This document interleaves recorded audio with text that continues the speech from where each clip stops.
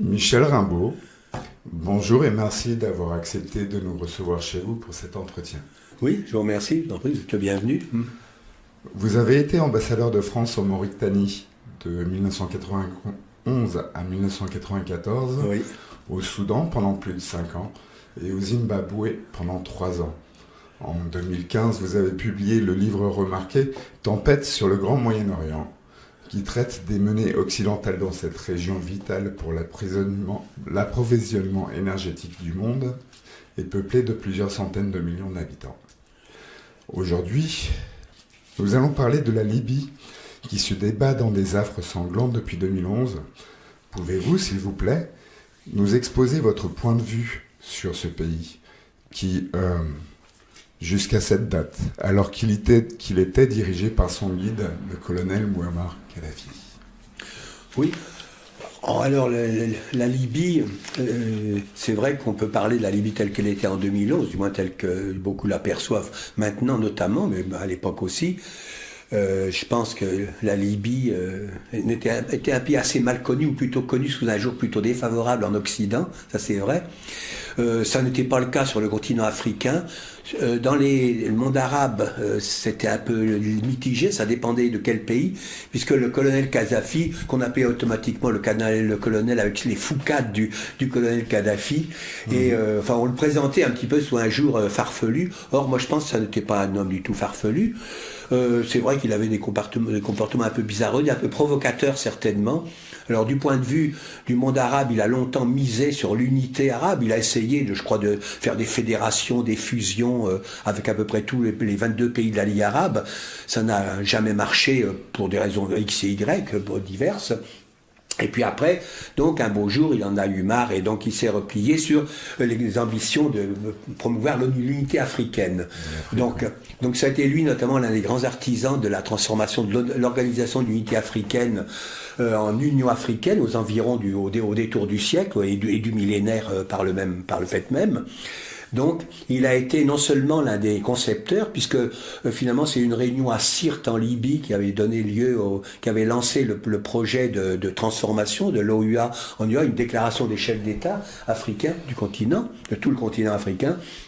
Et donc, non seulement le promoteur du concept, mais après, disons, un promoteur très actif, enthousiaste, et disant ouvertement, bon, l'unité arabe, on peut pas, y a rien à faire, donc on va faire l'unité du continent africain. Ce qui reprenait un certain nombre de pays arabes, les pays arabes d'Afrique, mais laissait de côté ceux du Moyen-Orient et de la péninsule et du Golfe.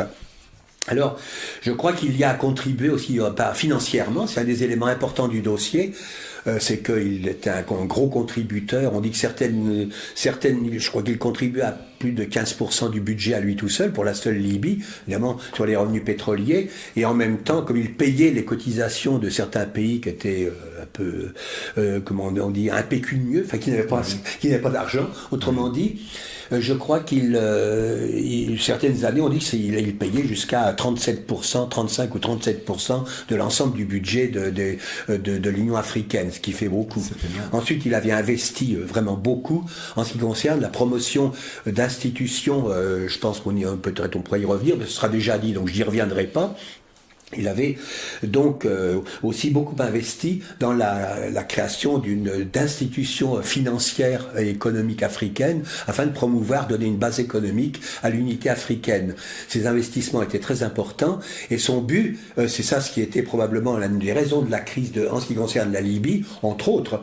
La Libye méritait en fait d'être déstabilisée, non pas seulement parce que Kadhafi disait souvent la vérité, mais parce que il voulait créer justement cette Union africaine qui aurait été indépendante monétairement, financièrement et économiquement des pays occidentaux, notamment de l'Union européenne et des États-Unis, ce qui était probablement intolérable donc pour les 10 pays occidentaux, notamment ça aurait mis fin à moyen ou à long terme à l'existence du franc CFA, donc c'était intolérable pour la France, et en fait, en réalité, il y aurait eu une monnaie africaine qui était en bonne voie, et il avait investi des dizaines de milliards de dollars dans ce grand projet.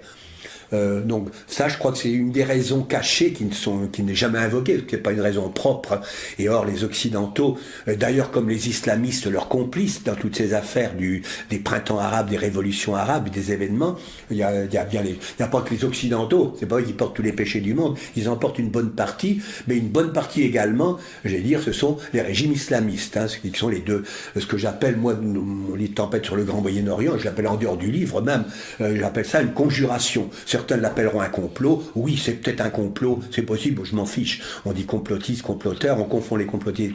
C'est une conjuration en tout cas, avec deux branches de la conjuration, les États occidentaux, avec Israël bien évidemment, qui est une espèce de, pas de sensu, mais une espèce de le volet oriental de l'Alliance occidentale, et puis les régimes islamistes, la Turquie, l'Arabie Saoudite, le Qatar, les Émirats et quelques autres. Et de façon générale, le Conseil de coopération du Golfe, sauf le Sultanat d'Oman, et auquel on essaiera d'adjoindre les deux monarchies, on essaiera de les faire rentrer dans le Conseil de coopération du Golfe. Pour la Jordanie, c'est tangent, parce qu'elle est un peu loin du Golfe, et pour le Maroc, c'est carrément exotique quand même, c'est vraiment très très loin. En effet. Voilà, ça c'est... si on veut. En tout cas, en 2011, il y a deux approches de la Libye. Certains qui considèrent que, au fond, que c'est un État despotique avec sans parti politique, sans constitution, sans réelles institutions étatiques, ce qui me semble faux, mais c'est vrai que ça ne correspond pas aux structures avec un parlement, une gauche, une droite, des juges à perruque, etc. C'est pas comme ça que ça fonctionne. C'est-à-dire qu'effectivement, le colonel Mouammar Kadhafi était donc le guide de la Jamaïria libyenne, oui, qui vivait selon les préceptes de la Révolution verte, et lui était oui, plus ou moins le porte-parole des différentes communautés ou tribus, je crois. Oui. Je crois qu'il va, comme il n'y avait pas de tradition étatique avant le colonel Kadhafi, il n'y avait pas de tradition vraiment étatique en Libye. Faut se rappeler quand même que historiquement, sans revenir dans les détails, ça nous entraînerait trop loin, c'était trois régences ottomanes, d'où l'intervention de la Turquie plus tard. Ça fait partie de son ex-empire, Empire ottoman. Donc il y avait trois régences, celle de Tripoli, de Benghazi et du Fezzan. Et donc ces trois provinces vont être occupées et colonisées par les Italiens lors de la chute de l'Empire ottoman, et ensuite jusqu'à la fin de la Deuxième Guerre mondiale, ces trois provinces vont être réunifiées par une résolution des Nations Unies dans la perspective de l'indépendance qui est inévitable et prochaine à l'époque. Donc c'est le vieux roi Idriss. Il n'y a que des vieux rois, il y en a rarement des jeunes, en réalité, mais c'est vrai qu'on ne devient pas roi à 19 ans, soit avoir beaucoup de chance, quoi. Mais être un prince héritier, mais là le vieux roi Idriss donc va gouverner, et il va être renversé par le colonel Kadhafi, qui restera au pouvoir une bonne quarantaine d'années globalement. Donc c'est un jeune officier, c'est un mouvement genre officier libre, c'est un peu dans le sillage du nasserisme, je pense, que ça se passe en Libye. Et donc, il va devenir, alors la Jamaïria, la Libye va changer de nom plusieurs fois jusqu'à devenir la Jamaïria libyenne populaire et socialiste, et enfin la grande Jamaïria, que certains traduiront pour le rendre un peu ridicule, parce que c'est l'Osma, et donc on traduira le mot Osma qui veut dire grand, très grand, on le traduira par grandiose, alors ce qui fait ridicule. La Jamaïria, grandiose, arabe et socialiste, c'est vrai qu'on traduit ça fait cornichon, quoi, il n'y a pas de doute. Mais c'était pas du tout idiot.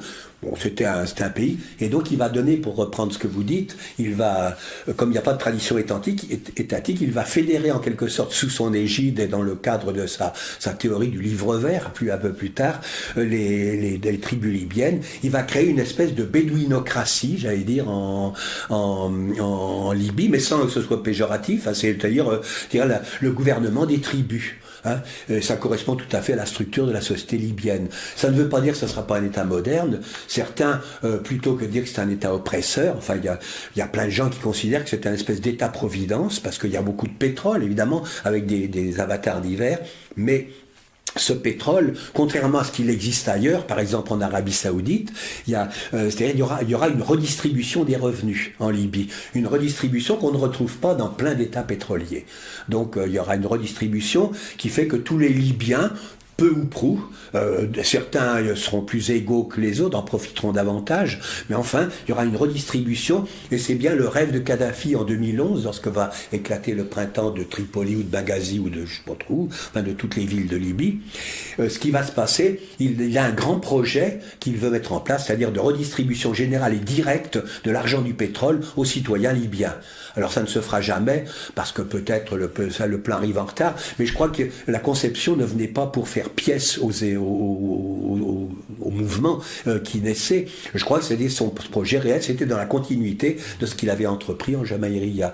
Donc certains disent, beaucoup disent, les partisans de Kadhafi, qui étaient nombreux, il ne faut pas l'oublier, en Libye et hors de la Libye, c'est une sorte d'état-providence, les soins sont gratuits, l'éducation est gratuite, il y a plein de gens on trouve de tout en Libye, il y a plein de gens qui viennent faire leur marché, y compris des gens qui après diront c'était un régime oppresseur. Je crois qu'ils étaient bien contents, j'aurais peut-être pas, je sais pas, y passer en vacances, mais enfin de venir s'approvisionner, de venir se faire soigner aux frais du guide, je dirais, et aux frais de la Libye.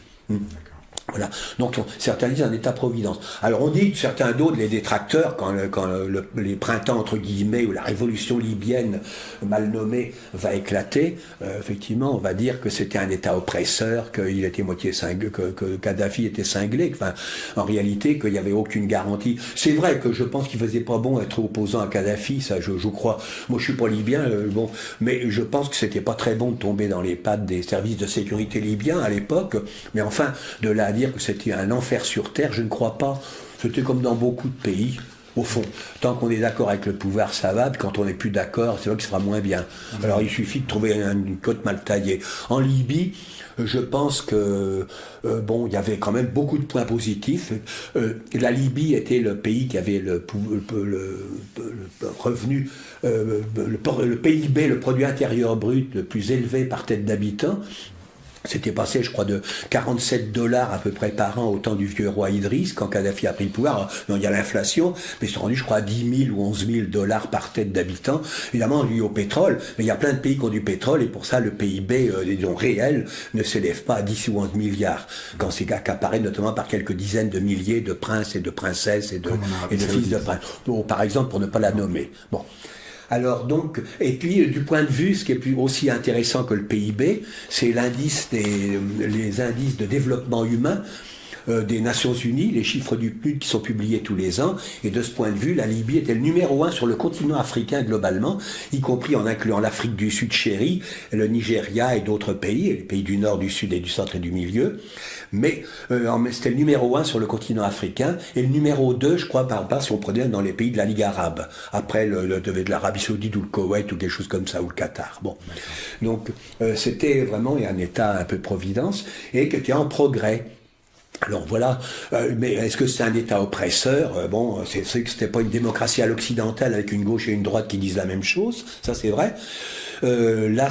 Alors Kadhafi disait qu'il ne détenait pas le pouvoir, évidemment personne ne le croyait vraiment, c'était un peu une façon de parler, mais il y avait quand même des institutions, il est faux de dire qu'il n'y avait pas d'État, qu'il n'y avait pas d'institutions, il y avait une armée libyenne, et ceux qui disent qu'il n'y a pas d'État, c'est un petit peu paradoxal, puisqu'ils se contentaient après du système quand il y a eu 5 Libyes, après la révolution libyenne, à un moment donné, il y a eu jusqu'à 5 gouvernements, et donc là, personne ne disait qu'au moins il y avait un État libyen au temps de Kadhafi. Il y avait un État libyen.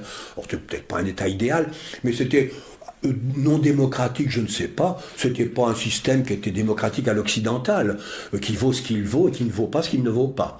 Par contre, le système libyen, il avait sa valeur. Puis après tout, il y avait un essai de l'adapter aux réalités de la Libye. Moi, je dis pas que c'était parfait, j'en sais rien. C'est aux Libyens de juger. Mais vous savez, ce sont toujours les vainqueurs qui écrivent l'histoire. Les vaincus, ils ont toujours mauvaise presse et ils ont toujours tort. Ils sont plus là pour se défendre en moyenne. Ce qui est arrivé en Kadhafi n'a pas pu se défendre le modèle libyen, puisqu'il a été, j'allais dire, zigouillé en public, dans les conditions que l'on sait. En effet, néanmoins, selon donc les données disponibles, comme vous l'avez très justement souligné, la Libye était un pays vraiment en réussite et qui avait d'énormes projets, des projets très porteurs pour l'ensemble du continent africain. Et donc en 2011, l'ensemble du monde arabe a été pris de court par la tempête du soi-disant printemps arabe, qui renversa le gouvernement tunisien, puis les gouvernements égyptiens, et se développa en campagne militaire contre la Libye et contre la Syrie. Le gouvernement libyen chuta et le colonel Kadhafi fut tué lors de ces événements, alors que le pays était livré à des hordes terroristes. Pouvez-vous nous donner votre opinion sur cette période, ainsi que sur ses tenants et ses aboutissants ? Oui, pour les printemps arabes, c'est pas spontané, tout ce qui est arrivé, pas plus en Libye qu'ailleurs, pas plus en Libye qu'en Syrie, qu'en Tunisie, qu'en Égypte. On sait qu'il y a j'ai écrit, je suis en train d'écrire un autre ouvrage actuellement sur un peu le bilan de toute la guerre de Syrie notamment, mais je reprends ça un peu dans son cadre général. On sait que les ONG de toute nationalité, des milliers et des milliers et des milliers de cyber-résistants, comme on disait, ceux qui ont été les promoteurs et les lanceurs des printemps arabes de diverses nationalités, y compris des Libyens, des Tunisiens, des Égyptiens, des Syriens, des Yéménites, des Marocains, de toutes les nationalités, tous les pays qui ont été touchés par les printemps arabes. Il n'y a pas eu que les 3 ou 4 que vous venez de signaler. Ils ont été tous, peu ou prou, y compris le Liban a été touché. La première révolution, le printemps arabe, je crois que ça a été en 2005-2006, mais personne ne l'a présenté comme ça. C'était avec des manifestations anti-syriennes pour obtenir le départ des troupes syriennes du Liban. Ça, c'était en 2005-2006, la révolution du Cèdre, comme on a dit. On n'appelait pas ça un printemps arabe à l'époque, parce que ça a été un peu isolé, mais c'était en plein dans la décennie qui a vu le lancement et la formation de ces cyber-résistants, etc. C'était le même genre de méthode. Oui, avec des meneurs, avec des cyber-résistants, etc., qui étaient des gens, souvent, qui avaient été formés à l'étranger par tout un réseau d'ONG et qui étaient financés par les services secrets américains et par les fondations américaines, par les universités, tout l'establishment néoconservateur et tout son banc et son arrière-ban qui finançait tous ces cyber-résistants. Et toutes ces organisations avaient fait leur galop d'essai en Yougoslavie. Dans l'ex-Yougoslavie, pendant la décennie 1991-2000, depuis la chute de l'Union soviétique jusqu'à la guerre du Kosovo, et c'était le galop d'essai pour réduire la Russie dans l'ex-URSS, pour l'attaquer, y compris sur son glacis du pacte de Varsovie, et sur les ex-républiques soviétiques, comme les pays baltes, la Géorgie, l'Ukraine, par exemple. C'était ça. Donc il s'agissait, et la Yougoslavie avait un statut à part, c'était un pays communiste, à vrai dire, unifié, où il n'y avait pas toutes ces ethnies qu'on note maintenant. Je suis allé en Yougoslavie plusieurs fois. C'était un peuple qui me semblait relativement homogène. Il n'y avait pas de problème religieux spécialement. On avait fait des musulmans une nationalité, mais ça c'était le système de Tito. Mais donc c'est là que il y a l'organisation qui s'appelle Canvas, qui est un espèce de réseau d'ONG, et avec le sigle Otpor, qui veut dire en serbo-croate et dans les langues slaves résistance. C'est là que ça avait été, le point levé, qu'on va retrouver comme symbole, comme logo des révolutions, y compris des révolutions arabes, y compris la révolution syrienne au départ. On va trouver ce point levé et un logo qui est inspiré donc des moines du Yougoslavie. Il y a une filiation directe, mais les gens de Canvas s'en réclameront. C'était tout un réseau mondial financé en gros sous égide américaine et des fondations des ONG américaines et du pouvoir néoconservateur américain. C'est ça. Alors donc en 2011 il y a des ONG et donc tous les héros, il y a le schéma, toujours un incident fondateur. Il y a une manifestation qui a lieu à la mi-février à peu près. Qui est un peu réprimé, mais c'est pas des gens qui protestent contre l'assassinat ou la mort en prison de je ne sais plus qui, d'un avocat qui avait défendu des opposants libyens. Ensuite, la manifestation dégénère un peu, ça doit être réprimé, disons, un peu de façon disproportionnée, mais c'est pas une manifestation de masse. Et 2 jours après, ça démarre. Il y a le premier jour de la colère, les vendredis de la colère, donc à la sortie des mosquées, ça démarre. Donc au début, il y a ces fameux révolutionnaires libyens. À l'époque, il y a Al Jazeera qui est au summum de sa gloire et qui va promouvoir ces révolutions et qui va déraper à partir de l'Égypte et de la Libye, c'est-à-dire ne plus faire de l'info, mais de l'intox. Ce n'est pas pareil exactement. En Libye, ça sera de l'intox. Donc Al Jazeera va se promouvoir en promoteur de la révolution libyenne, entre guillemets, et montrer ces images. Je me souviens encore, je suivais ça sur Al Jazeera à l'époque. Après, j'ai cessé de regarder Al Jazeera, mais c'était du bourrage de crâne, et puis avec des commentaires, on n'en finissait plus. Il faisait la promotion de la révolution, quoi. Conseil national transitoire, tous les défecteurs, les transfuges, les déserteurs, etc., étaient tous portés au nu. Et les cyber-résistants, ils étaient là l'espace d'un printemps, l'espace d'une rose plutôt, hein. C'est-à-dire qu'ils lançaient les premières manifestations, mais comme c'était des gens, des cyber-résistants, on les trouvait sympas, ils nettoyaient, ils balayaient les rues. En Libye, ils balayaient les dunes, je pense, puis ils couraient derrière avec des kalachnikovs. C'était incompréhensible. On les voyait courir d'une dune à l'autre, je dirais, comme ça, avec pan. On se demandait, mais qu'est-ce qu'ils font, quelle est leur technique exactement, on ne savait pas où ils étaient. Ils venaient de nulle part, ils allaient nulle part, un petit peu comme les révolutionnaires libyens, globalement. Mais ils ne venaient pas de nulle part, en fait. Ils venaient quand même de cervelles qui étaient un petit peu... il y avait une conjonction. Déjà en Libye, comme il y avait en Tunisie, en Égypte, il y avait cette conjonction entre les Occidentaux, donc les États-Unis, quelques Européens. En Libye, c'était la France, la Grande-Bretagne, l'Italie en tant qu'ex-puissance coloniale, mais il y a eu également très vite la Turquie, parce que c'était une ancienne puissance de tutelle au temps de l'Empire ottoman. Et puis il y a eu le Qatar, l'Arabie Saoudite, très vite les pays de la Ligue arabe qui sont intervenus. C'est la première fois qu'on a vu la Ligue arabe finalement demander une intervention de l'Occident, une intervention militaire, et se dire prête à y participer contre un pays arabe. C'était une grande première de la Ligue arabe. Ça marquait le début de la fin, d'ailleurs, de la Ligue arabe. C'est vrai, l'intervention de l'OTAN de la part des pays arabes, c'était... Oui, c'était une grande première historique, ça. Bon, on n'avait jamais vu ça.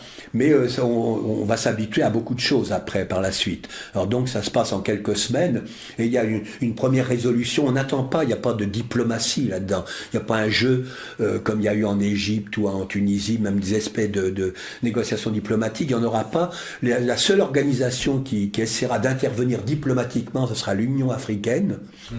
Je pourrais y revenir tout à l'heure. Mais la Ligue arabe va être complice des Occidentaux et de l'OTAN. Et le Conseil de sécurité, à l'époque, ça va être une date intéressante, parce qu'il y aura il y a une première résolution qui est votée à la fin février, quelques jours après la première manifestation. Il y a déjà une résolution des Nations Unies qui sanctionne la Libye. C'est préparé. D'habitude, les Nations Unies, c'est que ça va pas vite, hein. Faut pas être pressé, hein, si on attend quelque chose de positif. Ah là, ça va venir vraiment très très vite. Et donc je crois que les Nations Unies sont en train de faire le point fixe, quoi. Et là, à l'époque, parmi les 5 membres permanents, il y a les 3 occidentaux qui marchent comme un seul homme. Et puis, il y a la Russie et la Chine qui vont se laisser circonvenir pour la dernière fois. Les Occidentaux vont convaincre la Russie et la Chine de dire mais non, c'est pour protéger le peuple libyen contre les massacres du colonel Kadhafi. Et la Chine et la Russie vont se laisser, avec beaucoup de réserve, circonvenir, puis dire bon, ils s'abstiennent, ils ne votent pas pour les sanctions, mais ils s'abstiennent. Donc en février, la résolution 1970, et puis il y aura 15 jours ou 3 semaines plus tard, le 16 ou 17 mars, il y aura la résolution 1973, oui c'est ça, 1970 puis 1973 du Conseil de sécurité, qui votait donc sans veto. La Russie et la Chine s'abstiennent, mais comme elles ne s'opposent pas, donc il n'y a pas de veto, donc la résolution passe. Et qui renforce les sanctions, les premières sanctions de février, et qui autorise des États membres des Nations Unies, ceux qui le désirent en fait, à intervenir en Libye, à prendre les dispositions nécessaires pour intervenir en Libye, pour protéger le peuple libyen contre les massacres du colonel Kadhafi. Alors, on ne demande pas, il n'y a pas de preuve ni rien du tout, on demande... Et donc, dès le lendemain, en 24 heures, c'est fait, c'est l'OTAN qui est à pied d'œuvre, donc il n'a pas été question. C'est légal si on veut, mais... Enfin, c'est légal du point de vue du droit onusien, c'est un peu inique du point de vue du procédé. Et puis, ils vont commencer à bombarder, ce qui n'est pas du tout prévu, puisqu'il est prévu, il n'est pas prévu qu'ils bombardent et qu'ils détruisent la Libye, ça c'est pas leur mission, c'est de protéger le peuple libyen. Alors en fait, de protéger le peuple libyen, ils vont faire un peu comme faisaient nos amis américains pendant la Deuxième Guerre mondiale, c'est-à-dire que ils bombardaient systématiquement toutes les sites, il n'y a plus rien qui bouge, comme ils font un peu en Syrie d'ailleurs. C'est pas très... À Raqqa, il n'y a plus d'habitants. Ils avaient fait à Mossoul aussi. Ah ben à Mossoul, oui, à Mossoul, il y a eu un véritable massacre. Alors, effectivement, au milieu, il y a des gens de Daesh, Daesh, de Al-Qaïda, je ne sais pas trop quoi, enfin des groupes terroristes, mais on ne fait pas le... Alors, bon, en fait, on dirait peut-être comme Mareki, si vous ne voulez pas vous faire massacrer, il ne fallait pas vous trouver là, quoi. Mais enfin, quand même, celui-ci, je ne plaisante pas du tout, parce qu'il y a eu, à Mossoul, c'est un massacre, à Raqqa, il y a eu un massacre aussi, par les Américains qui ont bombardé. Raqqa est une ville, j'y suis pas allé. C'est presque comme du nettoyage ethnique de certaines populations. C'est presque du nettoyage ethnique, puisque ça consiste finalement à chasser les habitants originels et à les remplacer par d'autres, notamment en Syrie. Plus tard, on va voir des villages ouïghours, des villages tchétchènes, disons dans le nord syrien, avec les habitants syriens, y compris musulmans, y compris sunnites, mais peu importe, qui ont été éjectés et pour être remplacés. Il y a une technique à l'israélienne, disons, de peuplement par des gens venus un peu de tous les horizons, des gens qui n'ont pas de rapport avec cette région-là, c'est pas leur terre natale, mais on les installe là pour faire une espèce de remplacement de population. C'est encore ce qu'en Syrie, c'est encore la technique qui est un petit peu utilisée par les Américains dans le nord, là où ils sont encore, ils ont encore quelques troupes dont ils prétendent conserver en Syrie, complètement illégalement, en violation du droit international. Enfin, je reviens à la Libye. Donc c'est ça ce qui va se passer en Libye. Et par conséquent, la Ligue arabe va aider l'Occident et les bombardements ont commencé. Il y aura, je sais pas, des dizaines, des centaines, des milliers de raids aériens avec des destructions. Probablement que ces bombardements, y compris auprès de la population civile, feront certainement plus de victimes qu'en a pu en faire Kadhafi pendant 40 ans de règne. Et donc en toute illégalité, en violation des relations internationales. Alors mais je dirais que c'est pas à toute chose malheur est bon, mais l'un des impacts de cette infamie, je dirais, c'est que globalement, la Russie et la Chine, immédiatement, sans qu'ils ont été bernés, ils ne peuvent plus revenir en arrière. Une grande puissance ne revient pas en disant « je me suis trompé, vous allez rire, mais je voulais mettre un veto ». Donc en disant « il n'y aura plus jamais de résolution libyenne ». D'où, 6 mois plus tard, en octobre, dans le mois d'octobre 2011, le premier veto qui va surprendre tout le monde, la Russie et la Chine mettent un double veto pour empêcher une résolution genre libyen contre Bachar al-Assad, contre la Syrie. Ouais, c'est ça. Donc là, contre Kadhafi. Alors Kadhafi, il va y avoir, donc, on ne parlera les Occidentaux et les islamistes, les régimes islamistes, d'ailleurs la Turquie, l'Arabie Saoudite, le Qatar notamment, et le Conseil de coopération du Golfe, ne parleront jamais de diplomatie. Ils parleront immédiatement de renverser le colonel Kadhafi, de changer le régime, qu'on appelle le regime change, la politique de changement de régime. Et immédiatement, ça va être ça. La seule organisation internationale qui va prendre un peu de gants et qui va essayer de trouver une solution politique et diplomatique, ça va être l'Union africaine. Mais l'Union africaine, étant ce qu'elle est, j'ai beaucoup de respect pour l'Union africaine et elle a certainement qu'il ne faut pas qu'elle disparaisse. Elle avait des ambitions, mais elle ne s'en donne pas les moyens. On va peut-être y revenir là-dessus. L'Union africaine, donc, qui demande la coopération de l'Union européenne et des Nations unies pour tout ce qu'elle entreprend, même remplacer un carreau de fenêtre au siège de l'Union africaine, il faut qu'il y ait un financement de l'Union européenne et des Nations unies. Alors, dans ces conditions-là, elle est complètement pieds et poings liés. Donc, l'Union africaine va néanmoins, dès le début des événements, dire, voilà, on a eu le Darfour, on n'a pas réussi à traiter le Darfour parce qu'on ne nous a pas laissé traiter. Pour la Libye, ça va être notre deuxième dossier phare. Et on va traiter, c'est une affaire du continent africain et on ne peut pas faire autrement. Alors pour le colonel Kadhafi, ça se comprend, puisque je ne reviens pas là-dessus, mais le rôle à la fois de guide, d'inspirateur, de concepteur de l'Union africaine, son rôle de promoteur, son rôle de financeur des instituts de l'unité africaine. Donc les Africains le considèrent comme quelqu'un... Il est assez populaire auprès de beaucoup de gouvernements africains et de peuples africains, et qui ne le considèrent pas du tout comme un type qui serait un peu cinglé, quoi. Il considère que c'est un homme sérieux, et au fond, qui a rendu beaucoup de services au continent, ce qui est objectivement vrai. Alors, donc, l'Union africaine va s'investir, mais seulement au sein de l'Union africaine, et ça c'est un autre problème, il y aura tout un problème institutionnel, un problème de moyens, qu'on ne peut pas demander l'aide financière pour n'importe quoi et à tout propos. Donc, c'est comme si on invitait le loup à aider à garder les brebis, quoi, ou les moutons, hein, bon. Je pense qu'évidemment, inévitablement, celui qui paie, celui qui finance non seulement paie, mais va vouloir commander. Hein.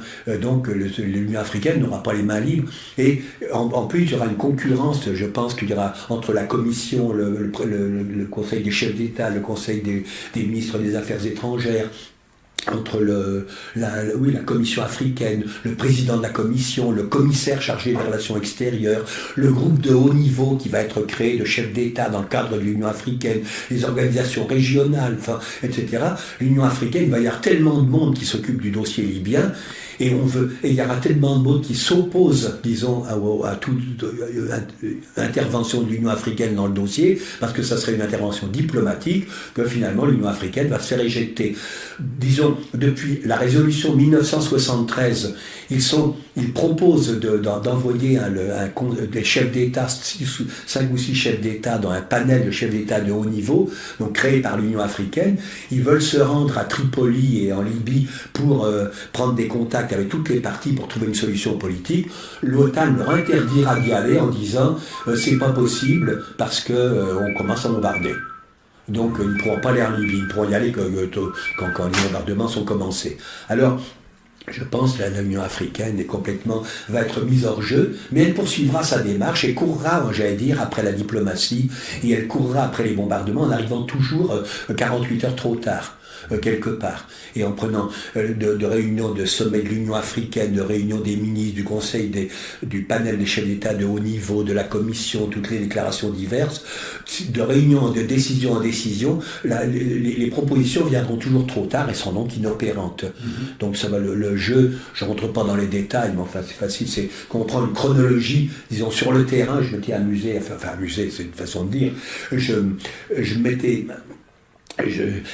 J'avais quelque part, quand on prend la chronologie de la crise libyenne, si on met en rouge par exemple toutes les péripéties de la crise libyenne, la création du Conseil national de transition, la nomination d'un tel, la formation de telle chose, de telle ou telle institution, et puis les actions diplomatiques qui sont celles de l'Union africaine, il n'y en a pas eu d'autres en gros, en dehors des résolutions du Conseil de sécurité, mais après c'est terminé, il n'y a plus d'intervention diplomatique, c'est seulement l'Union africaine. On voit bien que c'est entrelardé et que l'Union africaine court en fait pas après la victoire, elle court après la défaite en quelque sorte, puisqu'elle ne pourra jamais rien faire. Donc jusqu'à la mort de Kadhafi fin octobre, jusqu'à sa fuite d'abord de Tripoli, ils sont encore en train de proposer un gouvernement d'unité nationale, l'Union africaine, alors que Kadhafi est en train de quitter Tripoli, ça c'est dans l'été 2011.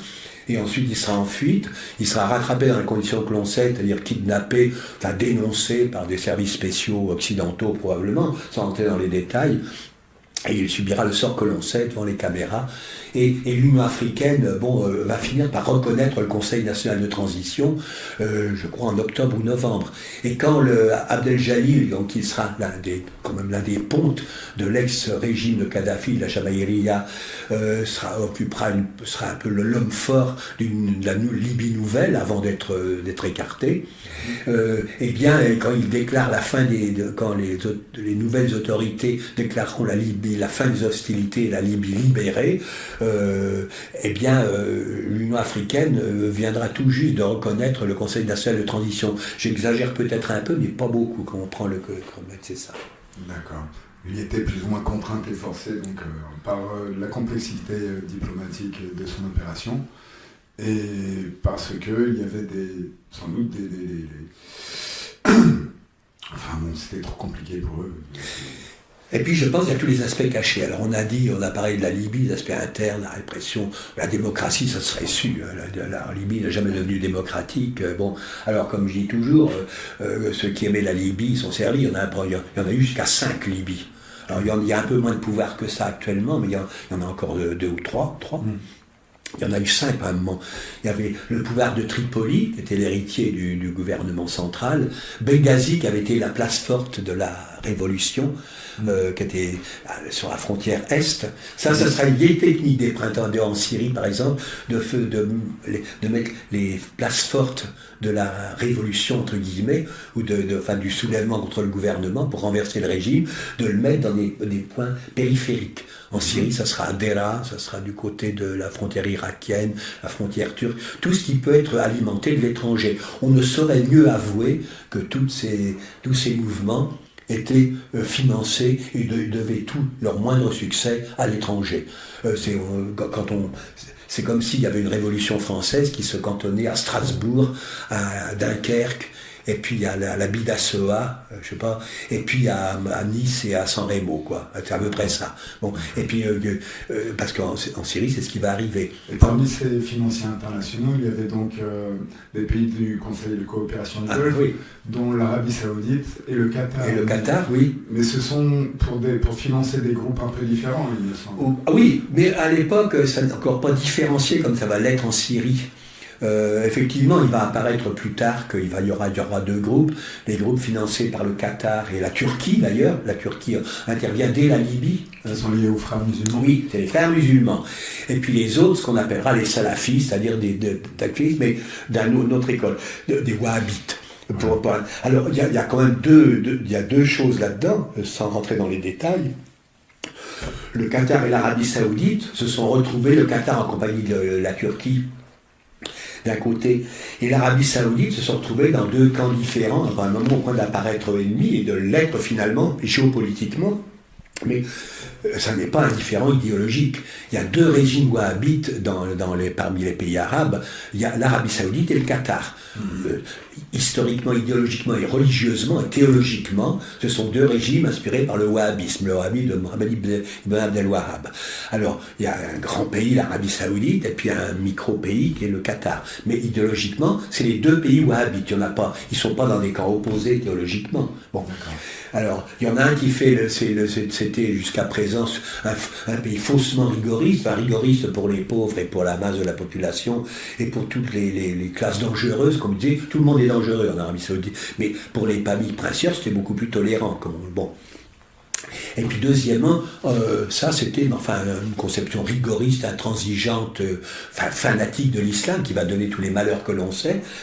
Et puis le Qatar, ça fait un peu un émirat kitsch à l'extérieur. À l'ambassade de Paris, c'est kitsch, avec une statue, je pense que ça représente la liberté pas la liberté, mais sur la place de l'Étoile. Et puis avec des tables ouvertes de l'ambassadeur tous les jours, avec le champagne qui coule à flot. Il n'y a pas des danseuses, mais c'est presque avec des trucs à plumes. Bon, c'est vrai que le tout Paris qui se bouscule. Ça, c'est quand même, c'est l'image que la diplomatie, ce que le Qatar appelait et appelle encore sa diplomatie publique, c'est-à-dire puisque ces immenses autours d'argent. Offrir du champagne à tout le monde. On dit que sur la Libye, je ne sais pas combien il aura dépensé, ça sera fait beaucoup plus facilement. Sur la Syrie, l'ancien homme fort, Hamad bin Jassem El Thani, qui était le Premier ministre et l'homme fort, le ministre des Affaires étrangères du Qatar au temps de sa gloire, il y a quelques années. C'est lui qui sera un petit peu l'agent de tous les régimes islamistes et de la Turquie et des régimes arabes islamistes dans la région. Il aura reçu le mandat d'organiser, de coordonner toutes les affaires syriennes, et il dira que l'affaire syrienne, en quelques années, lui était revenue au seul Qatar. Le seul Qatar, c'était pas le seul financier, le Qatar à lui tout seul avait payé presque 140 milliards de dollars pour détruire la Syrie, pas pour la construire, pour la détruire. Le seul Qatar. Que ça revenait à ça, c'est à ça que c'est le prix de revient de la crise syrienne, le coût de la Syrie en quelques années pour le Qatar. Eh bien, perte pour l'instant. Cependant, néanmoins, malheureusement, ils avaient dépensé aussi beaucoup d'argent en Libye. En Libye. Alors en Libye, il y a eu le problème de l'argent, il y a eu le problème, on dit que c'est une des raisons cachées. Les gens, on ne verra jamais à aucun pays dire je vais intervenir dans tel pays, il me faut une résolution des Nations Unies pour le démolir, le détruire, le casser, le morceler, et supprimer l'État, faire un politicide, ce qu'on appelle. Or en Libye, c'est bien ce qui a eu lieu. Il s'agissait de détruire l'État libyen en changeant son régime, ensuite de le morceler, de le dépecer, de façon à le contrôler plus facilement. Vous savez, la théorie du chaos constructeur, comme on dit, de Léo Strauss, c'est mes grands dada, mais c'est pas seulement mon dada, hein, je sais ce que je dis et ce que j'écris, donc c'est bien une réalité. Ces théories expliquent qu'au fond, pour piller les ressources d'un pays, puisque c'est de ça qu'il s'agit, piller les ressources libyennes, pour piller les ressources d'un pays, c'est pas la peine de l'occuper, ça serait trop coûteux. Les Américains ne se sont jamais lancés à occuper aucun des pays, même maintenant, en ce moment. L'Irak, ils ont essayé, c'était une catastrophe, mais la Libye, non. Ils ont laissé d'abord d'autres essayer de le faire à leur place, mais sans troupes au sol, ce qui est une manière de ne pas occuper. Mais qu'il faut, plutôt que d'occuper un pays, il faut plutôt en détruire l'État. Parce qu'en détruire l'État, ça veut dire en détruire son armée. Et comme il n'y a pas d'armée, il n'y aura pas de résistance. Et donc, il n'y a pas besoin d'occuper le pays. Et comme il n'y a pas de résistance, plus d'État, pas d'armée, on rentre comme dans du beurre et on peut gérer à son aise la situation chaotique. Comme ce qui intéresse, c'est pas de remettre de l'ordre et de balayer dans toutes les entournures et de remettre de l'ordre et des structures et un nouveau régime, il s'agit de piller les ressources pétrolières d'une part, les intérêts d'Israël d'autre part. Donc c'est ça, et les deux allant l'un avec l'autre. Dans la théorie du chaos constructeur, c'est dans une situation chaotique que les intérêts de l'Amérique et ceux d'Israël coïncident le plus. Voilà. Pour ce qui est d'Israël, si on peut en parler peut-être quelques instants, il y a ce plan Yinon, oui. Le plan Yinon qui a été développé dans les années 70 par donc, 80. Un fonctionnaire. 82 qu'il est publié, oui, c'est un stratège. Alors donc ils l'ont mis en œuvre pour dépecer la Libye, comme ils ont essayé en Syrie. Bon, maintenant il a échoué. Et donc, il y avait des accointances entre Israël et l'OTAN et les Arabes qui ont mené, enfin ceux des Arabes, des Wahhabites, qui ont... Bien sûr, ça fait partie de ce que j'appelle la conjuration, comme on dit, ce que je l'appelle comme ça, dans Tempête sur le Grand Moyen, je l'appelle comme ça, parce que pour moi c'est une conjuration, on peut l'appeler un complot, pas un complotisme, mais un complot. Disons, il y a une conjuration avec deux branches, il y a la branche occidentale, je dirais, c'est-à-dire les États-Unis, les Européens, les Occidentaux de façon générale, et puis Israël, qui travaille en symbiose, comme un seul homme, idéologiquement, religieusement, stratégiquement, etc., sont les mêmes penseurs, les mêmes stratèges. D'ailleurs, pour que la symbiose soit complète, ce sont souvent des doubles nationaux. Bon. Des juifs américains, mais souvent israélo-américains, pas seulement juifs américains. Les Strauss, par exemple, sont Oded Yinon est un stratège qui travaillait à la fois pour le gouvernement israélien et pour le gouvernement américain en l'année 82. Le plan, mais c'est pas le seul plan, c'est parce qu'il y avait une carte qui circule partout.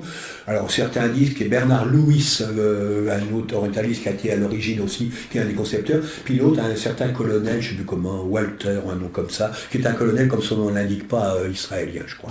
Bon. Mais enfin, il est plus connu sous le nom de Oded Yinon, c'était publié en 1982 pour le compte du gouvernement du Likoud, mais évidemment aussi pour le compte du gouvernement américain. 82, c'est le début du néoconservatisme aux États-Unis, c'est avec Ronald Reagan aux États-Unis, et puis Margaret Thatcher en Grande-Bretagne. C'est le moment, c'est pas les débuts du néoconservatisme, mais c'est son émergence en tant que reprise en main couloir politique par le Parti républicain. Au départ, le courant néoconservateur n'est pas né parmi les républicains, il est né au Parti démocrate aux États-Unis, parmi des intellectuels de, vous savez, cette branche de trotskistes qu'on a vu dans d'autres pays. Les bobos. Oui, des trotskistes américains qui pratiquent l'entrisme et qui préconisaient plus de droite ni de gauche, c'est ringard, etc. Vous savez, c'est un peu comme on voit chez nous. Donc ça, c'est dans les années 60. C'est ce qui mènera probablement aux événements de 68. Ça faisait ce courant de pensée un peu en France et dans d'autres pays d'Europe, enfin en France notamment. Alors moi, je n'échafaude pas, je ne sais pas, mais je note historiquement, c'est ça, dans les années 60. Et pendant 20 ans, ils vont vivoter à faire de l'entrisme, entrer à droite, à gauche, promouvoir leurs idées, commencer à créer des think tanks, des machins, des associations, des ONG, etc. Et quand Reagan arrive au pouvoir, il y a un terrain favorable et il adopte c'est la fin de la détente et ça va être l'épanouissement des temps de la doctrine néoconservatrice et des stratégies néoconservatrices. Donc on deux volets, l'un en Amérique et l'autre en Israël, en symbiose des deux, avec une base de messianisme religieux, le messianisme juif d'un côté, de la Bible, etc., les livres saints, C'est une question historique. Et puis le messianisme protestant, pour certaines églises protestantes, les évangéliques, on voit bien que même maintenant, même les chefs d'État américains ne sont pas insensibles à ça. Ça semble être comme une ligne de défense en dernier recours qui est invoquée, que ce soit par les Israéliens ou les États-Unis, pour justifier le fait que il faut faire comme ça parce que c'est la volonté de Dieu. Voilà. Et quand on dit l'alliance contre nature avec les islamistes, parce qu'il y a une alliance contre nature, qui est présentée comme contre nature avec les islamistes, je me plais à écrire que c'est pas du tout contre nature, c'est on ne peut plus naturel. Parce que pour les islamistes, c'est également la volonté de Dieu. Créer des émirats islamiques, le califat, détruire et démolir et découper en petites rondelles les États impies, hérétiques, laïques, démocratiques, républicains, laïcisants, modernistes, c'est le comble de l'abomination et de la désolation. Il faut les détruire, les dépecer. Et c'est la volonté de Dieu. On fait une bouillie d'émirats islamiques, comme on a fait en Libye par exemple, pendant un moment. Il y avait 500 ou 600 groupes révolutionnaires et des milices autant.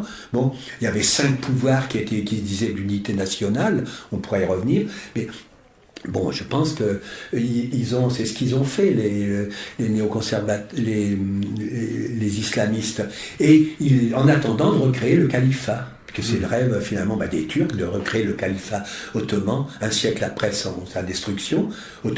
Comment Erdogan ne cache pas sa volonté de rétablir le califat turc et de reconstituer l'Empire ottoman sous une forme modernisée, d'où ses ambitions annexionnistes, d'où son rôle en Libye. La Libye, c'est 3 régences ottomanes, hein. Et donc il s'intéressait en Égypte, la Turquie est intervenue encore discrètement aussi, comme en Libye, mais disons il s'intéressait parce que c'était d'anciens, en Tunisie aussi. C'était une ancienne régence ottomane. Oui, bien sûr. Alors, oui, voilà, je pense que pour les... Maintenant, de nos jours, là, aujourd'hui, la Libye reste encore divisée en 3 factions d'influence, comme vous nous disiez, avec un gouvernement qui s'affirme comme légitime, dirigé par le maréchal Khalifa Haftar. Oui. Une faction terroriste qui se trouve dans l'est du pays, principalement, et tandis que le sud, lui, est aux mains des autorités tribales qui reconnaissent toujours la révolution verte de leur guide Muammar Kadhafi comme source d'inspiration et voient en son fils, Saïf al-Islam, l'héritier légitime du pouvoir central.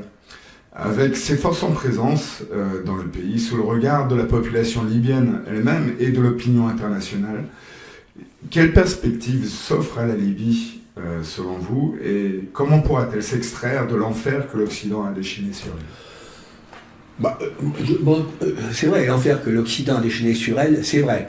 Mais moi, je n'oublie pas, il ne faut jamais oublier, il n'y a pas que l'Occident. Tout ça n'aurait pas réussi s'il n'y avait pas eu, d'une part, des régimes, comme on dit, la Turquie, l'Arabie Saoudite, le Qatar, les pays du Golfe, etc., qui avaient le même but, parce qu'ils voulaient faire la même chose à court ou à moyen terme, pas à long terme. À long terme, l'Occident va imposer sa domination avec Israël, mais les islamistes aussi, mais pas du tout dans le même sens, c'est dans le but de créer un État islamique. Mais il y a une convergence.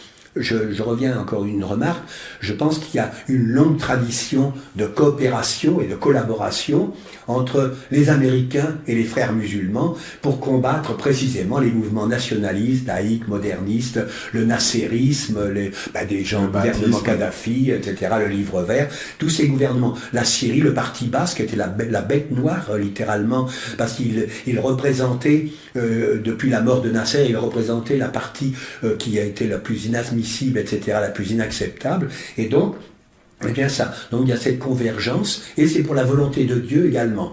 Alors comme c'est des 3 religions monothéistes, c'est le même Dieu, hein. On l'aborde différemment. Moi je dis toujours, il n'y a pas un Dieu exotique, puis un Dieu qui donnerait une impression d'unité. Après tout, quand on dit Dieu pour nous dans les langues latines, Deus ou Dios, etc., bon ça paraît bien, c'est bien le même Dieu. Quand on dit God, paradoxalement, on a l'impression que c'est oui c'est le même, mais ça dit God, c'est comme pas la même consonne. Là ça veut dire Dieu en arabe, c'est tout, hein, ni plus ni moins. Allah, ça veut dire Dieu. Oui. Alors donc, si on appelait ça Dieu, déjà, ça permettrait de mieux comprendre que des fois, les convergences qui peuvent... les trois messianismes, juifs, protestants, enfin, il n'y a pas de messianisme chrétien, parce que les catholiques ont déjà eu leur... Il n'y a pas de messianisme catholique. Les catholiques pensent qu'ils ont déjà eu leur messie, ça va? Les protestants, c'est pas si net. C'est un messie, mais on a l'impression des fois que pour certaines églises protestantes, c'est comme un messie, mais qui n'est pas très satisfaisant, puis que c'est vieux, que c'est un demi-messie. Je ne fais pas de sacrilège, hein, j'ai le plus grand respect pour toutes les religions, mais c'est vrai qu'on a l'impression qu'il n'est pas très très net, et que ça favorise un certain messianisme, et on attend quelque chose après.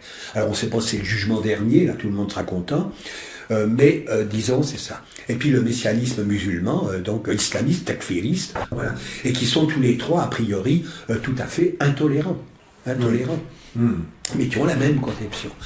Alors, je crois, oui, sans les régimes, l'aide de la Turquie, des régimes islamistes, des islamisants, toutes les forces islamiques, frères musulmans, wahhabites, takfiris, et tous les djihadistes, comme cette marée humaine de djihadistes et de terroristes, on dit qu'il y en a eu depuis le début, par exemple en Syrie, il y en a eu 250 000 en Syrie qui ont circulé, dont peut-être plus.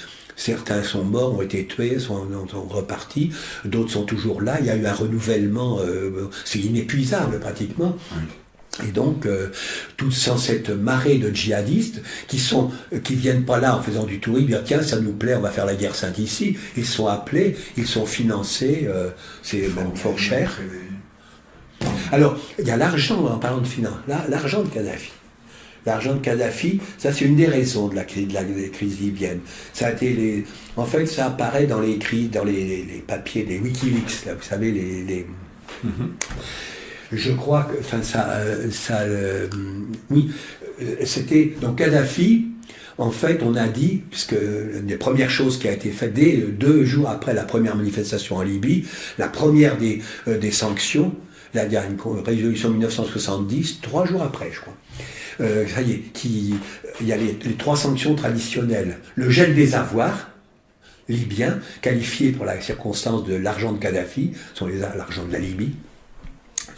Il y a l'embargo sur les armes et sur la coopération militaire, et puis le travel ban, c'est-à-dire, vous savez, la liste noire pour ne pas empêcher les personnalités de visiter. Alors, globalement, on notera que Kadhafi, je ne pense pas qu'il avait envie de voyager à l'époque, hein, ni ses partisans. Par contre, tous les transfuges et déserteurs, il n'y avait pas de travel ban pour eux. Et les transfuges et déserteurs qui circulaient pour aller supplier les bons occidentaux de venir bombarder et détruire leur pays, ça existait. Alors, mais 3 jours après, l'argent libyen, il est apparu, enfin d'après plein de sources quand même, après coup, que c'était pas de l'argent de poche du colonel Kadhafi pour sa femme et ses fils, que c'était d'abord l'argent libyen, et que ça s'élevait au total, c'est des investissements à longue date, il y avait à peu près au moins 700 milliards de dollars. 700 milliards de dollars, moi je ne les ai pas dans ma poche, vous probablement pas, sinon je vous retiendrai. mais non, c'est une mauvaise plaisanterie. Mais je dirais que de toute façon, oui, 700 milliards de dollars. Et donc, dont on donne un détail approximatif, qu'à quelques milliards près, c'est vrai que ça n'a pas d'importance à ce niveau-là, 250 milliards aux États-Unis d'investissement dans les banques, dans les machins, dans les dépôts, etc. 250 dans l'Union européenne et les autres pays occidentaux, dans le menu fretin, ça fait 500. Il y avait 150 sur le continent africain pour créer des institutions communes africaines et essayer de faire décoller l'autonomie financière du continent africain, lui créer une monnaie indépendante de l'euro, du dollar, etc., etc. Le fameux dinar or. Le fameux dinar or, oui. Et puis une autre centaine, je ne sais plus ce que ça veut, d'où il venait. Enfin, vous arrivez à 700, j'étais déjà arrivé à 500, 650, bon, il en manque 100 encore, mais il y a encore une autre centaine de dollars, des investissements peut-être dans des banques qui ont été piquées ici et là. Et puis sans compter le pillage du pétrole volé. Et qu'il s'agissait d'empêcher de le saisir. Cet argent a été saisi. Et j'ai interrogé, je raconte toujours l'anecdote, c'est vrai, je ne dirai pas le nom de la personne qui habite Paris d'ailleurs, à qui j'ai posé, qui est un grand expert en finance économique, et je lui demandais, c'était au début de la crise libyenne, on entendait parler des sanctions, la saisie de l'argent libyen, de l'argent de Kadhafi. J'ai dit, mais enfin, c'est l'argent libyen, quoi. Oui, c'est l'argent libyen, l'argent de Kadhafi. Hein. C'est pas pareil. Ça a été saisi, mais quand est-ce que ça va revenir? À qui ça sera rendu? Parce qu'il n'y a plus de pouvoir central. Est-ce que finalement, est-ce que ce ne serait pas volé tout simplement? Ça me donne tout à fait l'impression, parce que quand il y a des sanctions ou avec une saisie d'argent, on ne voit jamais ces sanctions levées, ça ne revient jamais. Et il m'a répondu, après un bref silence de réflexion, il m'a dit non. Je lui ai dit, est-ce que ma question est pertinente ou impertinente? Et il m'a dit, ah non, elle est plutôt pertinente. Il a dit, vous avez raison, en réalité, non, ça ne reviendra jamais. On le voit, c'est disparu, pas pour tout le monde, mais quand l'argent est saisi, il est mis sur des comptes, ces comptes avec le biais de sociétés écrans, de banques fantômes, de paradis fiscaux. Il y a un blanchiment, de même qu'il y a un blanchiment de l'argent de la drogue, il y a un blanchiment de l'argent des sanctions. Ça disparaît, c'est perdu pour les propriétaires légitimes, le peuple libyen en l'occurrence, hein. Même si on désapprouve totalement, comme c'est mon cas, ce qui a été fait sur Kadhafi, ben, il y aurait bien à l'avenir des successeurs, mais ça ne reviendra jamais. Ça apparaît au crédit de comptes de divers amis. Oui, on ne voit plus que c'est de l'argent libyen, c'est ça l'objet du blanchiment, l'argent de la drogue non plus, ça n'apparaît plus. Vous ne voyez plus les types qui, à la fin, c'est pas perdu pour nous, ça s'est éparpillé, c'est des sociétés, c'est extrêmement compliqué, mais jamais il n'apparaît, c'est la vente de tonnes de cocaïne. Je ne m'y connais pas, c'est peut-être un peu excessif, mais enfin, j'en sais rien, ça n'apparaît jamais comme ça, c'est pareil comme de l'argent, et précisément, l'opération de blanchiment a pour l'objet de rendre honorable ce qui est déshonorable. Et donc le peuple libyen est en droit d'exiger le remboursement avec mais est-ce qu'ils le savent, le peuple libyen? Et puis qui va le faire? En général, c'est le rôle des autorités, mais bon... Justement, que va-t-il devenir de la Libye dorénavant? Vous avez le gouvernement de Khalifa Haftar. Ouais. Est-ce que c'est lui qui va aller réclamer les 700 milliards? Je ne sais pas, moi je doute. Ce serait bien, non? Oui, ce serait bien, mais c'est pas ce qui va arriver, moi je crois pas. Parce que je ne sais pas moi, comment ça fonctionne en Libye, je ne me lancerai pas là-dedans, c'est des considérations de politique intérieure, mais je sais que quand la chute de la Jamaïria, il y a eu une jungle de centaines de groupes terroristes, de milices et de groupes terroristes et de conseils révolutionnaires qui ont gouverné localement la Syrie, la Libye, etc. Donc une jungle. Et ont émergé, je crois, pendant une époque, donc fin 2011, 2012, il y a eu jusqu'à 5 pouvoirs, qui voulaient tous des pouvoirs d'unité nationale. Il y avait le gouvernement de Benghazi, qui serait tenu plus ou moins plus tard par le maréchal Khalifa Haftar. Il y avait le gouvernement d'unité nationale de Tripoli, qui est tenu actuellement donc, par Fayez el-Sarraj. Je crois qu'il existe toujours. Il existait il n'y a pas longtemps encore, je pense, puisqu'ils se sont rencontrés à Paris sous l'égide de M. Macron, je crois bien, il n'y a pas plus d'un mois ou deux. Et un mois. Et donc, il y avait ça, ces deux gouvernements, Benghazi, fief de la Révolution, donc la Libye nouvelle, Tripoli, la continuité, si on veut, Fayez el-Sarraj. Ensuite, il y avait au Fezzan, il y avait un gouvernement du côté de Tobrouk, qui avait un gouvernement. Et ensuite, il y a eu l'émirat de Derna, l'émirat islamique de Derna, qui était inspiré par des groupes islamistes qui, on disait des fois qu'ils se voulaient les successeurs de Kadhafi, ou je ne sais pas très très net. Et puis il y a eu une tentative d'implantation de Daesh dans les environs de Sirte, dans ce qu'on appelle le croissant pétrolier. Enfin, je crois que c'est la région qui est une des régions libyennes qui sont riches en pétrole. Et Daesh a essayé de s'installer là en tant que... en faisant allégeance à Daesh, à l'État islamique. Et donc, mais il a été délogé il y a 6 ou 7 mois, notamment par les troupes du général Haftar. Alors le général Haftar, moi je ne sais pas comment il y a quand même une jungle politique libyenne, hein, c'est quand même pas... c'est très compliqué. Il y a plusieurs gouvernements, il y a plus que 3 pouvoirs, vous avez raison, donc ce que vous disiez tout à l'heure, je ne le répéterai pas. Il n'y en a plus que 3. L'État islamique a été déraciné, mais il est toujours menaçant, il est toujours là. Les gens de Daesh sont toujours là. N'importe où, quand ils disparaissent d'un endroit, ils disparaissent prudemment, mais ils sont toujours là. Il me semble qu'ils étaient très intéressés par la contrebande de pétrole et le trafic d'êtres humains également. Ils avaient choisi, comme en Irak et comme en Syrie, de s'installer dans les régions pétrolières, les régions les plus riches en pétrole, parce qu'il y a du pétrole ailleurs. Mais bon. Alors, la production pétrolière en Libye, écoutez, la région, la production pétrolière, on dit que, d'une date récente, je voyais une stature, je sais pas, c'est difficile de voir, parce qu'on ne sait plus qui exploite le pétrole libyen. Bon, l'objet de l'opération, c'était d'enlever tout rôle à un État libyen, à une autorité libyenne. Donc il y a du pétrole qui est exploité. On disait que la production a été exportable, ou exportée officiellement, était à 11% de ce qu'elle était avant 2011. Alors ça fait un dixième, quoi, en gros. Hein. Bah, ça fait pas beaucoup. Mais moi, ça m'étonnerait qu'il n'y ait que ça qui soit, parce que l'objet de la guerre de Libye, c'était précisément de permettre une exploitation effrénée du pétrole sans entrave. Comme on disait bien, les 68 arts, il y a 50 ans de ça, ils disaient il faut jouir sans entrave. Ben là, c'était jouir sans entrave du pétrole, de l'argent du pétrole. Du pétrole des autres. Du pétrole des autres, bien évidemment.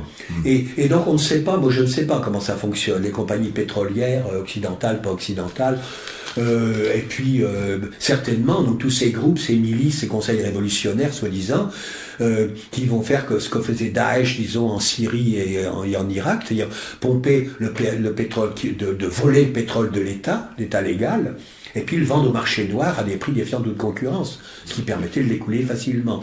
Mais même si on voulait mettre une fin à tous ces trafics, il y aurait certainement un moyen. Les gens ne se promènent pas avec des valises si on a vendu, je sais pas, 100 000 de barils de pétrole, on voit rarement des gens se promener ça avec les poches revolver gonflées de billets. Hein. Il y a des circuits financiers, des machins, alors je sais pas comment ça fonctionne, mais la Libye c'est ça. Je crois que sur les 700 ou 750 milliards d'argent dit de Kadhafi, en fait, qui sont de l'argent libyen, Kadhafi se trouvait être le chef de l'État, il faisait de la redistribution, je crois qu'on a retrouvé la trace de 12 ou 13 milliards sur 700. Alors, c'est une énorme somme, 12 ou 13 milliards, mais à l'échelle de 700, c'est pas grand-chose quand même, qui ont été redonnés pour de l'aide humanitaire.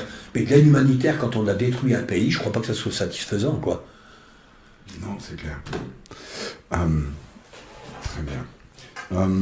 Que pensez-vous des espérances du peuple libyen, sachant qu'il est donc tenaillé, toujours déchiré entre plusieurs factions, qu'il y a des factions qui se disent légitimistes, mais qui sont de fait tout simplement maintenues au pouvoir par la coalition otanesque, et des attentes des héritiers du guide Muammar Kadhafi lui-même, que ce soit ses fils, les membres de sa famille, et de Saïf al-Islam en particulier, qui semble être il dispose de l'appui et du soutien des tribus du Sud. Et pensez-vous que cela, ou comment cela pourrait-il éventuellement aider le peuple libyen à recouvrer sa liberté? Alors, il y a eu des tentatives. Je pense que les parcours des différents... Je ne pourrais pas me lancer là-dedans, parce que dans ces considérations-là, mais souvent, les deux hommes forts qui se disputent la légitimité suprême, c'est le maréchal Khalifa Haftar, donc un militaire, qui a été quand même un des chefs des compagnons de Kadhafi, mais qui était passé à l'opposition en 1987, qui avait fait un coup d'État pour renverser Kadhafi, qui avait été amené à fuir et qui était parti vivre aux États-Unis. Bon. Alors, après, il est réapparu maintenant, on dit que c'est un homme fort. Alors, on ne sait pas très bien quelles sont ses relations. Moi, je ne m'en lancerai pas là-dedans, parce que c'est des bruits qui courent, c'est ce que l'on dit. Mais enfin, en tout cas, et son concurrent, il est installé à l'est, à Benghazi, qui était le fief de la révolution libyenne, entre guillemets.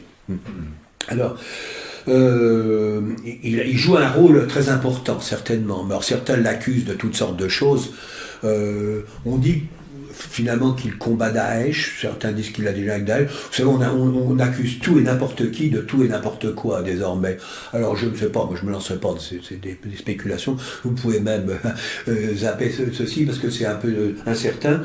Et son concurrent par contre c'est Fayez el-Sarraj, le président du conseil présidentiel du gouvernement d'unité nationale. Avec un nom aussi pompeux qui insiste autant sur son rôle de président de l'Union nationale, c'est suspect, on se dit, il ne va pas contrôler grand-chose. Hein. C'est pas parce qu'on est à Tripoli qu'on contrôle la Libye. Alors, il a beau remplacer. C'est vrai que y a eu une espèce d'accord politique il y a une chambre des représentants, le Parlement libyen, il y a eu un accord politique qui essaie de restructurer les pouvoirs libyens. Alors il y aurait la chambre des représentants, à supposer qu'il n'y en ait qu'une et pas deux, plutôt. Et puis, le pouvoir exécutif, c'est-à-dire un président élu, mais il n'y en ait qu'un seul. Après, il y aurait l'accord qui a été signé, c'était en octobre, je crois, dernier, donc c'est relativement récent. Prévoyait qu'il y aurait 2 vice-présidents et non plus 6. Il y en avait 6 pendant un moment pour représenter toutes les factions. Alors 6 vice-présidents, c'est pas gailleux. Donc là, il y aurait un président, 2 vice-présidents, un premier ministre indépendant, c'est-à-dire un rôle séparé, et puis donc une chambre des représentants. Ça serait une restructuration du compte. Et ça a eu le comité de dialogue politique, et il y a eu un comité de révision du dialogue, semblerait, après les informations que j'ai, moi, sauf si ça a changé peut-être la semaine dernière, enfin, moi j'en suis resté à ce qu'ils étaient tombés d'accord sur une restructuration du pouvoir, qui serait une bonne chose pour le peuple libyen, parce que s'il y a une chose que je souhaite ardemment, que je pense que tous les gens de bonne volonté souhaitent pour le peuple libyen, c'est bien qu'il retrouve une unité, qu'il y a à nouveau un État libyen digne de ce nom, et que finalement, peu importe que la capitale soit à Tripoli, à Benghazi, c'est une affaire libyenne, hein, de même que d'être à Washington ou à New York, hein, la capitale, bon. Mais seulement qu'il n'y ait qu'un seul gouvernement, une seule autorité, il n'y ait qu'une seule Libye. Et puis de mettre fin à tout ce règne des milices et de ces groupes, ces conseils révolutionnaires, qui sont en général pas plus révolutionnaires que je sais pas, que n'importe qui, mais en tout cas qui sont, ça fait un peu pagailleux, quoi. Donc pour que la Libye finisse de se sortir de cette ornière sanglante, il faut que le gouvernement ou les autorités qui sont en train de s'instituer réussissent de finir de faire le ménage. Oui. Et purger le pays des restes. Oui, mais il faut qu'un dirigeant s'affirme et qu'il n'y ait pas un double jeu des puissances étrangères. Parce qu'on voit encore, par exemple, je crois que c'est le général Haftar, il me semble, qu'il est... les Occidentaux, entre autres, font un peu... pour le général Haftar, on dit, enfin certains pays occidentaux et non occidentaux prétendent le soutenir, comme la France, le Royaume-Uni, les États-Unis, mais également des pays comme l'Égypte, l'Allemagne, des pays comme l'Égypte, les Émirats arabes unis, la Russie, on dit même que, alors ça fait beaucoup de monde qui le soutiendrait, mais en réalité, en même temps, ça, il le soutiendrait dans les faits et sur le terrain. Parce que, pour combattre Daesh, puisqu'il s'avère comme un ennemi de Daesh. Pour combattre Daesh, ça fait honorable. Mais par contre, je crois qu'aux Nations Unies, puisqu'il y a un envoyé spécial qui est M. Hassan Salamé, qui est l'envoyé spécial et le chef de la mission d'appui en Libye, l'UNSMIL, M. Hassan Salamé, qui est un ancien ministre libanais, ancien ministre de la Culture, le père d'ailleurs de la journaliste Lia Salamé. Ah, oui.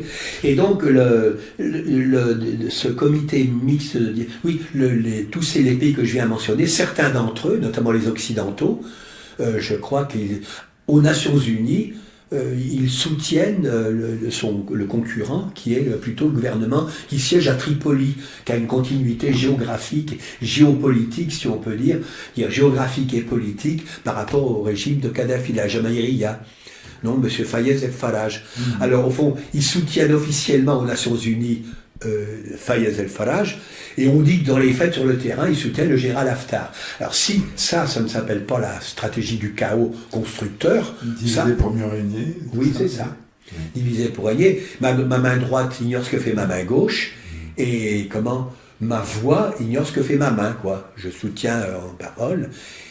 auprès d'un gouvernement, et puis par ailleurs, je soutiens l'autre. Je soutiens le rival de Fayez el-Farraj. Alors moi, je sais pas, je ne connais ni l'un ni l'autre, je n'ai rien pour, rien contre, ni l'un ni l'autre. Ce que je vois, c'est que la situation mérite clarification, pour être gentil et poli. Eh bien... Alors, les exportations libyennes, oui, c'est ça. C'était les exportations libyennes, hein, les exportations officielles. Oui, je disais 11%, c'est 12% du volume qui était exporté avant 2011. Mais officiel, vous voyez bien ce que ça veut dire. Ça ne veut pas dire qu'il n'y a que 11% de pétrole qui est produit, c'est le pétrole exporté officiellement. Oui.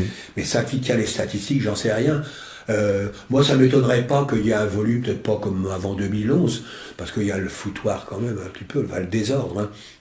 Mais ça ne m'étonnerait pas, il y a quand même nettement plus de 11%, mais le reste, c'est l'objet de trafic. Parce que la chute de l'État libyen, quand même, en attendant sa résurrection, j'espère sous forme d'un État uni et pas de 4 ou 5 Libyes, bon, pour le bien-être du peuple libyen, c'est ce qui est souhaitable et ce que je lui souhaite ardemment, et pas autre chose, sûrement pas. Mais, et que ce soit un État qui soit digne de ce nom, et pas un État, je dirais, islamiste, pas un État, un État qui s'inspire de l'islam, oui, mais pas un État islamiste et avec une espèce de désordre, avec toutes ces compromissions, etc. Je pense que oui, la chute de l'État, de la Gemayria libyenne, en dehors des grands malheurs pour le peuple libyen, ça a entraîné un grand malheur pour la région. C'est quand même la guerre de Libye qui a alimenté tout le trafic d'armes, de drogue, de djihadistes, de mercenaires, les trafics d'argent, de toutes sortes qui ont alimenté et c'est en grande partie l'évolution de la crise de Libye et la chute de la Gemayria et le règne de tous ces groupes révolutionnaires et de ces milices qui a créé ce désordre et l'expansion de ce qu'on a appelé Al-Qaïda au Maghreb islamique, qu'on a vu après agir à partir de l'Algérie sur le Mali, la Mauritanie, le Niger, le Tchad, tout le Sahel, et maintenant toute la zone d'Afrique occidentale, ce qui entraîne un comme quoi il y a bien une complicité, puisque ça entraîne un repivotage finalement aussi des États-Unis, pas seulement vers l'Asie comme ils le disent, mais vers l'Afrique occidentale. J'ai écrit, alors tout le monde me regardait avec des yeux ronds quand j'écrivais ça et quand je le disais, c'est bien vrai. Je disais que le Grand Moyen-Orient, pour moi, c'était un concept géographique et géopolitique, qui était géographique, mais surtout politique, qui était extensible au gré des pulsions américaines. Et que désormais, de Bush en Blair, en Bush-fils et Bush-Saint-Esprit, et en Obama, etc., que finalement, ce grand Moyen-Orient, ça couvrait l'ensemble du monde arabo-musulman, de la Mauritanie jusqu'à l'Indonésie, jusqu'aux Philippines, de l'Atlantique au Pacifique, du cœur de la Russie, enfin du sud de la Russie, ou du cœur de la Russie pour ainsi dire, jusqu'à l'équateur. On y vient. J'ai toujours dit, moi, que ce qui se passait au Mali, c'est pas des conflits post-coloniaux du précaré et de la coopération française, hein, c'est pas ça. C'était des pays, c'était des crises qui étaient liées aux révolutions arabes et aux grands mouvements de déstabilisation du monde arabe. La crise centrafricaine, c'était ça. Celui qui a essayé de prendre le pouvoir à un moment, de renverser le régime de Centrafrique, qui n'était pas exemplaire, c'était un islamiste qui voulait créer un État islamiste. Les musulmans en Centrafrique, c'était un peu imprévu. Et quand j'ai dit ça, je me rappelle quand il y a eu cette prise de pouvoir, j'ai dit ça, ça m'est arrivé de dire ça à la radio notamment. C'est vrai que ça a suscité un peu la surprise. J'ai dit, mais c'est un coup d'État islamiste. Pourquoi ? Parce que l'intéressé l'a dit avant. C'est comme les plans des conservateurs, ils disent qu'ils vont le faire, ils le font, et bien alors. Pas la peine d'en douter. Donc c'était un régime islamique qui voulait créer un État islamiste, un État islamique fondé sur la charia. Donc alors ça n'a pas marché, ça. Donc désormais, on voit bien que Boko Haram, par exemple, tous les mouvements islamistes, ça va jusqu'au Nigeria, ça couvre le Nigeria, ça en Côte d'Ivoire, au fond jusqu'au golfe de Guinée. Et c'est pas pour rien qu'il y a finalement le dispositif américain, son recentrage du Proche-Orient vers le continent africain. Certains disent il laisserait à la Russie. Moi je crois pas, il n'y a pas d'accord entre la Russie et les États-Unis. Il y a des accords comme ça pour éviter qu'il y ait une explosion entre les deux grandes puissances. Mais il y a peut-être des arrangements pragmatiques, je sais pas. Mais enfin, moi j'y crois pas. Il n'y a pas de États rivaux, de grandes puissances rivales n'ont pas d'accord comme ça. Ils ont des ambitions concurrentes, etc. Mais je pense que depuis la guerre de Libye, tous les printemps, tout ça, toutes ces révolutions se sont étendues, y compris l'Afrique jusqu'à l'équateur, jusqu'au golfe de Guinée, jusqu'à l'équateur. Et donc, d'où le pilotage américain. Et donc, oui, avec l'Africom, ils sont en train de, oui. le commandement central intégré africain, ils sont en train de redéployer tout plein de troupes en Afrique. Et ça suit la décomposition de la Libye, comme vous nous l'avez très bien dit, où les armements libyens sont allés au Mali, sont allés entre les mains de Boko Haram, même si Boko Haram se faisait aussi apparemment livrer par des hélicoptères français et qu'ils avaient des FAMAS et des armements français pour commettre leurs opérations. Même les combattants. On dit par exemple dans tous les mouvements au Mali, quand il y avait l'imbroglio malien, Là-dedans, il y avait des anciens gens de la Légion de Kadhafi qui avaient été sans emploi, ou bien des gens de milices diverses qui étaient recyclés, reconvertis, on ne sait plus trop quoi. Mais en fait, c'est toujours inextricable, le puzzle. Et il n'y avait pas de différence entre les mouvements laïcs, soi-disant, comme le MNLA, et puis les mouvements islamistes. Il y avait une symbiose. Les gens, c'était comme en Syrie, comme en Libye, on change de badge comme ça, on toque le badge, et puis on passe d'un groupe à l'autre. Tout le monde travaille en symbiose, hein, en gros. Le seul facteur d'unité, c'est souvent la pulsion vers l'islamisme, pas vers l'islam, mais vers l'islamisme politique et l'extrémisme, et puis vers le djihadisme, et puis faire des trafics. Je pense que les combats, y compris le trafic de combattants, enfin les mouvements de combattants ont été alimentés. La fin de la guerre libyenne, toute fin de guerre, rend sans emploi des tas de soldats perdus ou pas perdus et qui cherchent à retrouver un chemin ailleurs, quoi, à se refaire une carrière ailleurs. Et comme la seule chose qu'ils savent, c'est combattre et détruire, eh ben ils vont là où il y a des combats à détruire et des destructions. Et quand il n'y a pas de combat ou de destruction, ben ils arrivent là et ils créent le combat et la destruction. Oh. C'est ce qui se passe, c'est QFD, c'est ce qui se passe en Afrique. Aussi, en Irak aussi, oui. Tout à fait, oui. Formidable. Je vous remercie beaucoup, monsieur Rimbaud. Je vous en prie.